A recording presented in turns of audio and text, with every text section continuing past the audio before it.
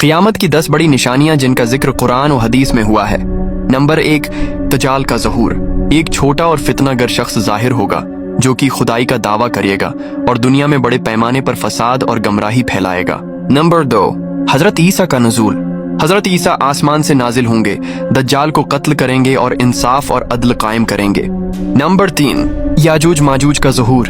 एक जंगली और ताकतवर मखलूक जमीन पर जाहिर होगी और दुनिया में तबाही मचा देगी और फिर आखिर में हजरत ईसा की दुआ से वो मर जाएंगे। नंबर 4, सूरज का मगरिब से तुलू होना। सूरज अपनी मामूल के बरक्स मगरिब से जाहिर होगा, जिसके बाद तौबा का दरवाजा बंद हो जाएगा। नंबर 5, जमीन से एक जानवर का निकलना जिसको दाबुल अर्ज़ कहते हैं। एक अजीब किस्म का जानवर जाहिर होगा जो लोगों से बात करेगा और उनके ईमान और कुफ्र की निशानदही करेगा।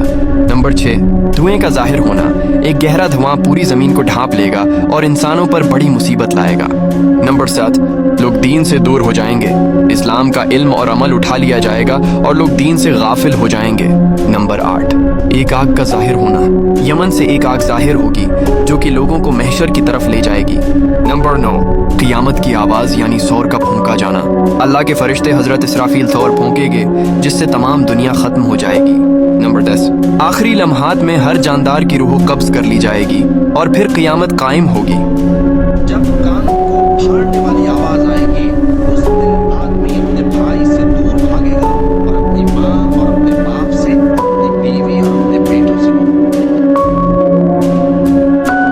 हाँ हाँ, कसम है चांद की और रात की जब रुखसत होने लगे और सुबह की जब रोशन हो जाए कि वो आग एक बहुत बड़ी आफत है इंसान के लिए डर की चीज, यानी उस शख्स के लिए जो तुम में से आगे बढ़ना चाहे या पीछे रहना चाहे। असर की